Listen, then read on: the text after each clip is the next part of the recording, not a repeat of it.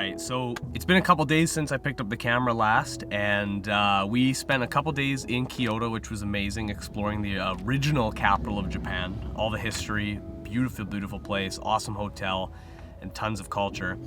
Leaving there today, heading to Osaka, we stopped at Nara Park, and I realized that that's actually pretty close to Mayhan, which is one of the most famous racetracks in Japan for drifting. So that's where we're heading right now, but as I was driving down the street just a few minutes away from Mayhan, I passed Kansai Service, which is a famous Japanese tuning shop that I'm super familiar with from when I was like a early teenager reading D-Sport magazine and like fawning over R34 GTRs and like all the different like RB26 builds that these guys used to do. So I didn't even realize that they were in this area, just like a couple minutes away from Mayhan, but yeah, this is Kansai Service, which is an unbelievably cool Japanese shop.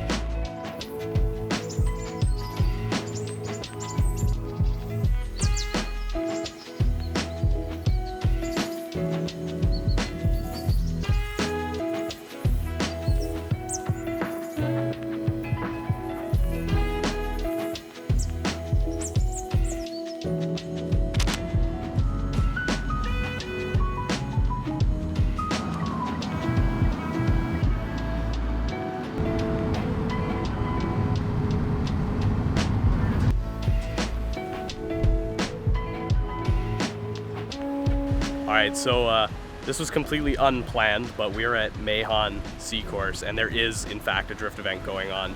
I feel like it's just a safe bet that if you're in Japan and it's a weekend and you go to a racetrack, you're probably going to find a drift event, and we lucked out. So yeah, the guy at the gate translated on his phone to let me know that lunchtime is until 1 o'clock, which is another 20 minutes, and then they're going to get back to driving. So I think what we might do is a little pit walk down there, look at some of the cars, and then hopefully we can see some drifting. So it looks like it's just like an open day, like total grassroots event, bunch of like different cars, big selection. I see everything from like 8.6s to like more D1 light style cars, couple different platforms, which is cool. So yeah, we'll go check it out.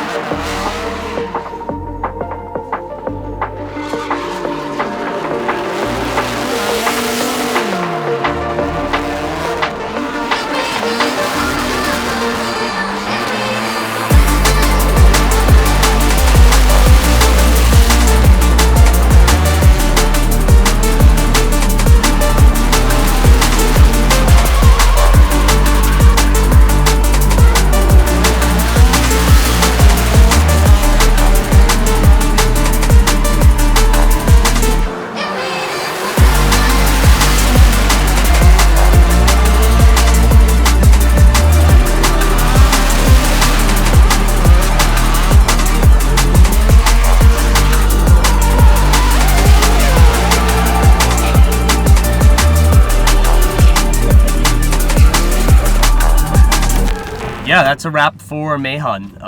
That was an unexpected, unplanned day of drifting. We were just in Nara, and I knew that track was somewhere close by, so I figured we may as well drop in and see what's going on, and it ended up being pretty sweet. We saw Casey from Shirts Tucked In. Yeah, super cool to see some people that like I know through the internet. I always kind of say that like when I come to Japan, it's always pretty funny to me that like I'll be on the other side of the world and I'll still run into people that I know just because of a shared love of cars, and I think that's got to be just like the best thing in the world. Yeah, I don't know, drift culture in Japan is super alive. It's exciting to see that like a track like this hosts multiple drift events per week, and that the cost to get in is so low, and even as like a spectator it's like sub $5 to like get in and actually just like watch this for an entire day. So yeah, awesome track. Glad I finally actually got out to an event here and got some cool footage. All I have for this trip is just this wide angle lens I've been shooting on, and normally when I go to drift events I like shooting with a telephoto, but thankfully they were super chill and let me stand really close to the super sketchy wall, and the wide angle lens ended up being like the perfect companion for that. So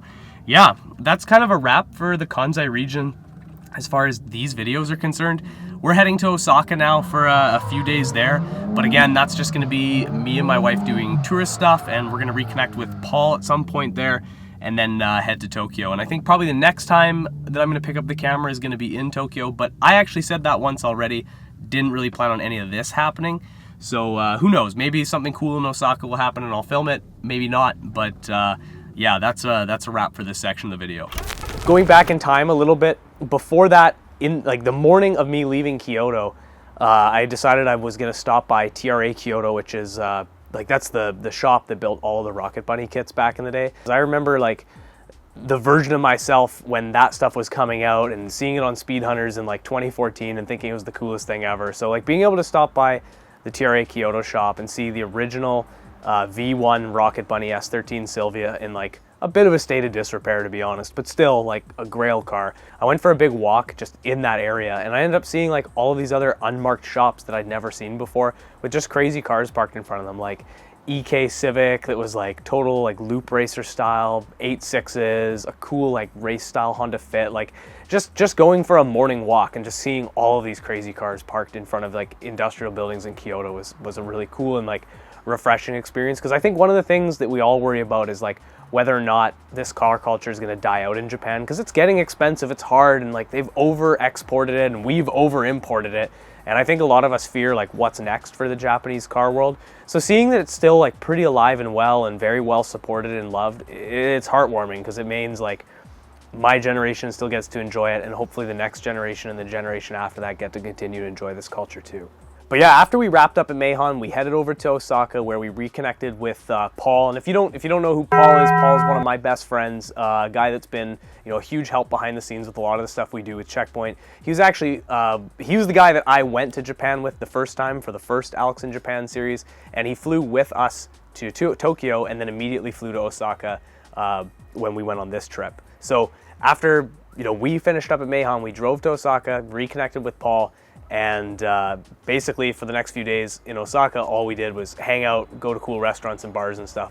But the week preceding everything that you just watched, Paul was solo in Osaka, and he had his camera with him, and he filmed all of this footage for you guys to enjoy, visiting a bunch of cool shops in the Kansai region, primarily around Osaka.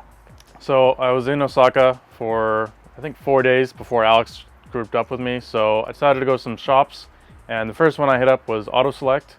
When I showed up there, they actually had a V-Spec Nara II, and they were kind enough to let me film and kind of chat them up a little bit. Two like looked at least in their late 50s, really kind, just seemed like they love working on cars, and some really cool stuff in the shop, which there'll probably be some footage and maybe photos of here.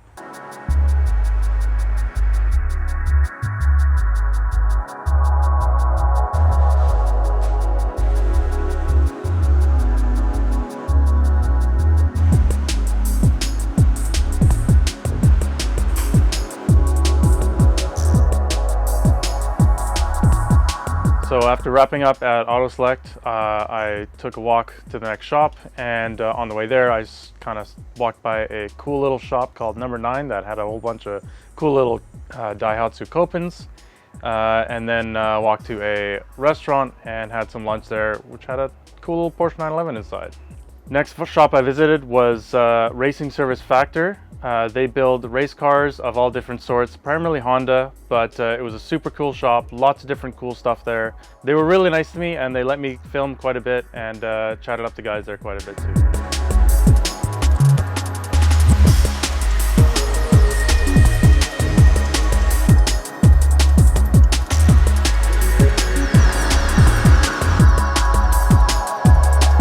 So next day, hit up some classic shops around Osaka. The first one was Trial Tuning Spirit, which just had an insane number of really, really sick cars outside.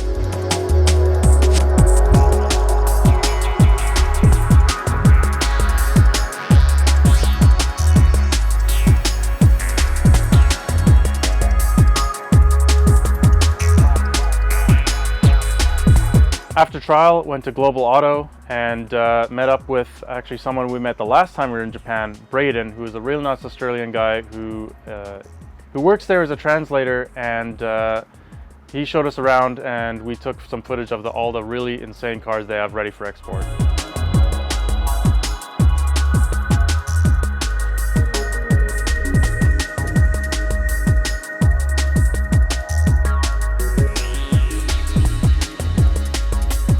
Thanks for watching, guys. I've never done anything like this before, but I'm really glad to have shared all these cool shops in Osaka with you.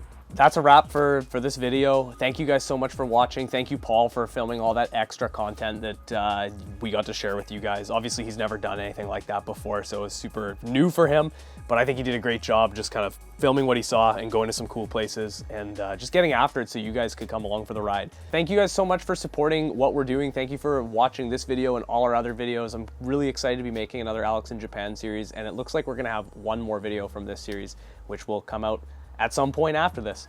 But right now we've got our pop-up shop happening in 1 week, so if you are local, you should definitely be gearing up to find us there. And if you're not local, don't fret, because anything that doesn't sell at the pop-up shop is going to be available on our website in a big drop that'll be coming, you know, over the next few weeks. Obviously, at the time that this video comes out, the day after is summer touring, so we've got so much stuff going on. We've been working our absolute asses off to just like make sure this is the best summer ever, and film all these videos and get them out to you guys. So yeah, let us know in the comments what you want to see. Hopefully you know, you're enjoying the Japan series. You got some stuff to look forward to as we show you the Kaido racer that we've built, we show you summer touring, and then our pop-up shop, and then everything else that we get up to over these last few weeks of summer here. So yeah, thanks for watching, and we'll see you in the next one.